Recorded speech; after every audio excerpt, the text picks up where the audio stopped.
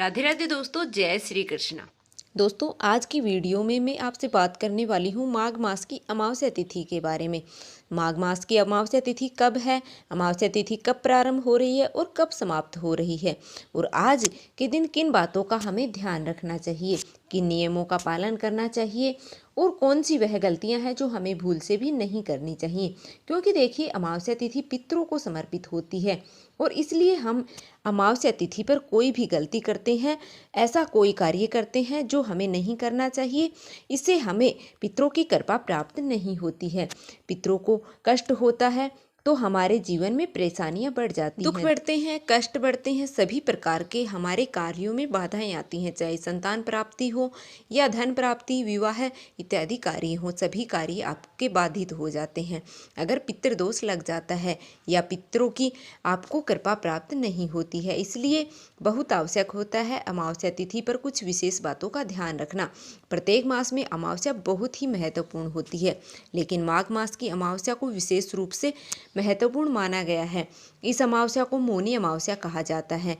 जैसे कि हर अमावस्या पर स्नान करते हैं, पवित्र नदियों में या फिर दान इत्यादि देते हैं, लेकिन माघ मास की अमावस्या को विशेष रूप से बहुत महत्वपूर्ण माना जाता है।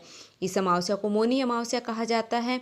वैसे तो हर अमावस्या पर हम स्नान करते हैं, पवित्र नदियों में या फिर दान इत्यादि देते हैं, लेकिन माघ मास की अमावस्या में एक नियम और जुड़ जाता है, मौन रहने का। आज के दिन अगर मौन रहा जाता है या मौन रहकर दान दिया जाता है, इसका फल हमें कई जन्मों तक प्राप्त होता है। आपके पितृदोषों से आपको मुक्ति मिलती है, सभी प्रकार के कार्यों में आपको सफलता मिलती है, समस्त प्रकार के पापों से आपको मुक्ति मिलती है, अनंत गुना पुण्य फलों की आपको प्राप्ति होती है। तो आज के दिन मौन रहने का विधान हमारे शास्त्रों में बताया गया है। तो मौनी अमावस्या के दिन कितने समय तक, मतलब कितनी देर तक मौन रहना चाहिए, किन नियमों का पालन करना चाहिए, कौन से कार्य हैं जो आज हमें जरूर करने चाहिए और कौन से कार्य हैं जो आज के दिन हमें भूल से भी नहीं करने चाहिए, और सुहागिन महिलाओं को किन बातों का आज के दिन ध्यान रखना चाहिए, यह सभी जानकारी आपको आज की इस वीडियो में मैं शेयर करने वाली हूँ। तो आप वीडियो में लास्ट तक बने रहना। वीडियो अच्छी लगे तो लाइक कर दीजिएगा और चैनल पर नए हो तो चैनल को सब्सक्राइब करना बिल्कुल भी मत भूलिएगा। बात करेंगे सभी नियमों के बारे में, लेकिन उससे पहले जानते हैं कि अमावस्या तिथि कब प्रारंभ हो रही है और कब समाप्त हो रही है। अमावस्या तिथि हम कब मना रहे हैं। मौनी अमावस्या की तिथि प्रारंभ हो रही है 28 जनवरी को शाम को 7:36 पर। अमावस्या तिथि का समापन होगा 29 जनवरी की शाम को 6:05 पर। सूर्योदयकालीन तिथि हमें 29 जनवरी को प्राप्त हो रही है अमावस्या की, इसलिए मौनी अमावस्या साल 2025 में 29 जनवरी 2025 को मनाई जाएगी। दिन होगा बुधवार का। तो पितरों से निर्मित जो स्नान करना चाहते हैं, दान देना चाहते हैं, तर्पण करना चाहते हैं, सभी कार्य मौनी अमावस्या पर यानी कि 29 जनवरी को ही किए जाएंगे। जो भक्त अमावस्या तिथि पर व्रत धारण करते हैं 29 जनवरी 2025 बुधवार के दिन अमावस्या तिथि का व्रत धारण करेंगे। 29 जनवरी को सूर्योदय काल का समय सुबह 7:15 पर होगा और सूर्यास्त शाम को 6:08 पर होगा, और ब्रह्म मुहूर्त में स्नान किया जाता है। तो ब्रह्म मुहूर्त का समय है वह सुबह 5:35 से सुबह 6:25 तक रहेगा। अमृत काल का समय नोट कर लीजिएगा।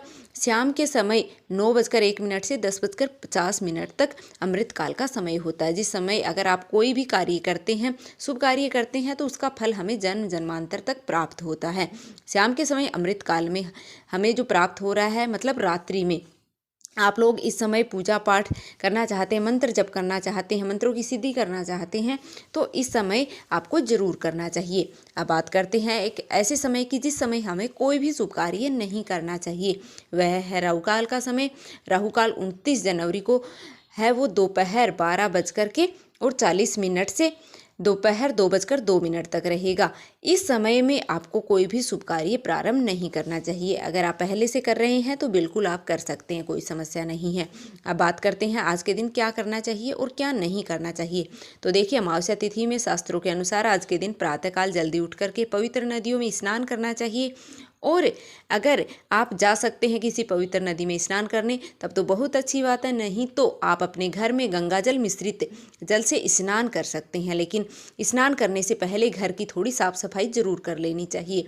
अमावस्या तिथि पर घर की सफाई करने से घर की दरिद्रता दूर होती है, नकारात्मक ऊर्जा दूर होती है, किसी भी प्रकार का ग्रह दोष, वास्तु दोष या फिर कोई बुरी नज़र लगी हुई है या कोई श्राप, बद्दुआ या समस्त प्रकार की जो नकारात्मक ऊर्जा चल रही है वह समाप्त हो जाती है सिर्फ अमावस्या तिथि पर साफ सफाई करने से।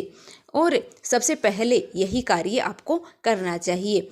और आज आप सुबह उठेंगे तो घर के साफ सफाई कर लीजिएगा। उसके बाद में मुख्य द्वार की विशेष रूप से आज साफ सफाई करनी चाहिए। घर के मुख्य द्वार पर अच्छे से साफ कर लेना चाहिए और जल का छिड़काव करना चाहिए। घर की चौखट आज जरूर धोनी चाहिए। घर की चौखट पर थोड़ा सा पानी डालकर अच्छे से धो लीजिए।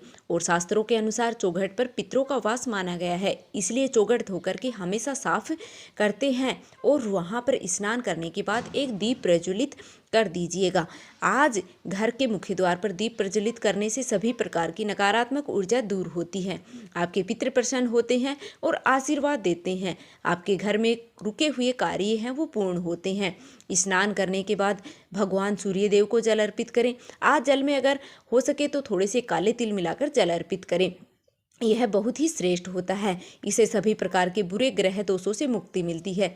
किसी प्रकार की शनि जनित पीड़ा है तो उससे मुक्ति मिलती है। और भगवान सूर्य देव को जल अर्पित करने के बाद आप तुलसी में थोड़ा सा कच्चा दूध अवश्य अर्पित कर दीजिएगा। इसके बाद आप अपने घर के मंदिर में नित्य की पूजा है वो कर लीजिएगा। और हाँ, आज के दिन पीपल की विशेष रूप से आपको पूजा करनी चाहिए। आज के दिन पीपल पूजा का विशेष ही महत्व है।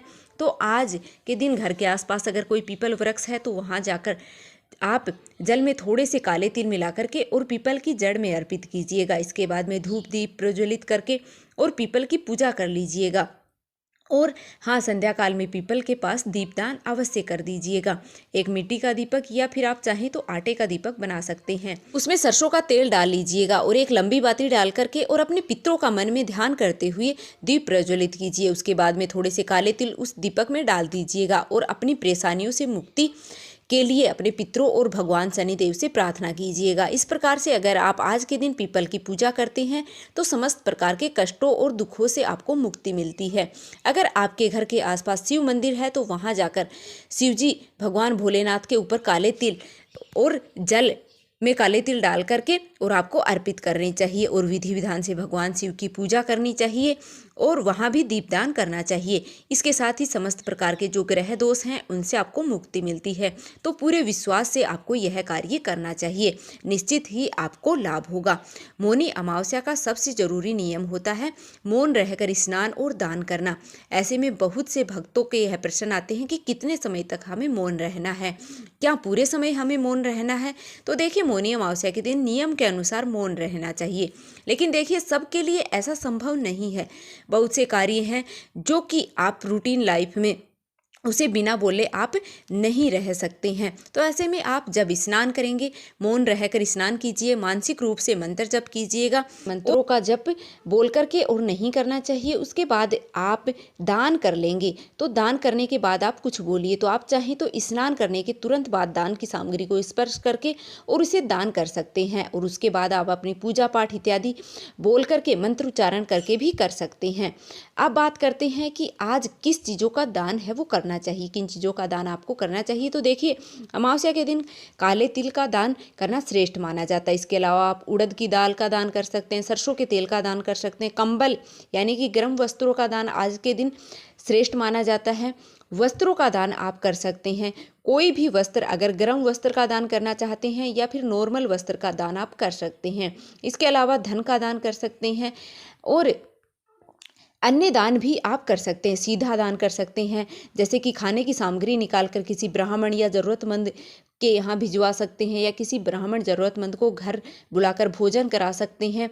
तो यह पूरी चीज़ें हैं वो आपके ऊपर निर्भर करती हैं कि आप कौन सा दान है वो करना चाहते हैं, कितनी संख्या में, कितनी मात्रा में आप दान करना चाहते हैं। और सुहागिन महिलाओं के लिए अमावस्या तिथि पर एक जरूरी नियम होता है कि जिसका पालन आपको करना चाहिए। अमावस्या तिथि के दिन यह 2 तिथियां हैं जिस दिन आपको सुहागिन जो महिलाएं हैं उनको भूल करके ही बाल नहीं धोना चाहिए। धार्मिक मान्यताओं के अनुसार सुहागिन महिलाएं अगर अमावस्या तिथि पर बाल धोती हैं या पूर्णिमा तिथि पर बाल धोती हैं, इससे पति कष्टों से घिरे रहते हैं, पति की उम्र घटती है और दुर्भाग्य का सामना उनको करना पड़ता है। तो भूल से भी अमावस्या तिथि के दिन बाल मत धोइए, इस बात का ध्यान रखिएगा।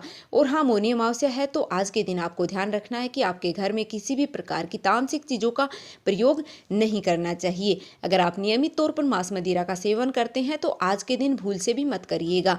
और घर में किसी भी प्रकार का लड़ाई झगड़ा वाद विवाद है वो नहीं होना चाहिए, इस बात का भी आपको ध्यान रखना चाहिए। और हाँ, शाम के समय आपके घर के मंदिर के ईशान कोण में शुद्ध देसी घी का दीपक आपको प्रज्वलित करना चाहिए।